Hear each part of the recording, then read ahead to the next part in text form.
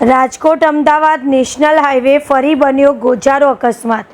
ચોટીલાના Sangani overbridge પાસે ડામર ભરેલા ટેન્કરનું ટાયર ફાટતા ટેન્કરમાં એકાએક આગ લાગતા પાછળ પૂર ઝડપે આવી રહેલી મધુરમ ખાનગી ટ્રાવેલ્સ બસ ઘૂસી જતા ટ્રાવેલ્સ બસમાં આગ લાગી।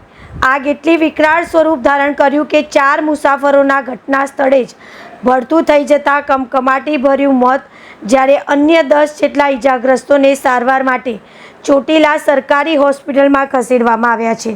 ઘટનાની જાણ થતાં ચોટીલા નાયબ કલેક્ટર HT મકવાણા તથા પોલીસ સ્ટાફ ઘટના સ્થળે પહોંચી ગયા।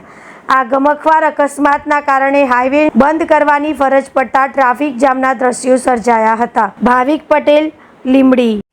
આજે મોડી રાત્રે 1:30 વાગે ચોટીલા રાજકોટ હાઈવે ઉપર સાંગાણી જે ગામ આવેલું છે ત્યાં પાટિયાની નજીક એક ખાનગી ટ્રાવેલ્સ અને ડામર લઈ જતું ડમ્પર વચ્ચે અકસ્માત થયેલો છે અને આ અકસ્માતની અંદર 4 લોકોના મૃત્યુ થયેલા છે અને જે 4 લોકોને ચોટીલા રેફરલ હોસ્પિટલ ખાતે પોસ્ટમોર્ટમ માટે લઈ જવામાં આવેલ છે। સાથે સાથે નાની મોટી જે ઇન્જરી થયેલી છે તેવા પણ 10 લોકોને ઇન્જરી થયેલી છે।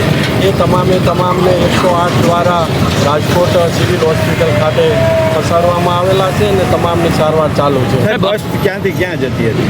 બસ અમદાવાદથી રાજકોટ સાઈડ જતી હતી અને એક આગળ જે ડમ્પર જતું હતું જે ડામર ભરેલું એને ડમ્પરનું પ્રાથમિક દ્રષ્ટિએ ટાયર ફાટતા એ ટાયર સળગી ગયું હતું અને પાછળની સાઈડ આ ટ્રાવેલ્સ અથડાણ્યો એવી વિગત સામે આવે। કેટલા લોકોને બચાવી લેવામાં આવે? 35 થી 40 લોકોને બચાવી લેવામાં આવે। ઓકે, અજય મેવાડા। શું ઘટના બની, તું શું કહેશો? રાત્રે અંદાજિત 1:30 વાગ્યાની આસપાસ એક ટ્રક પંચર થયેલો પડેલો હતો અને એની પાછળ મધુરમ કંપનીની ટ્રાવેલ્સ આવી અને કંટ્રોલ ન થતાં એની હારે ભટકાઈ ગઈ એટલે બસમાં ધીરે આગ લાગવા માંડી।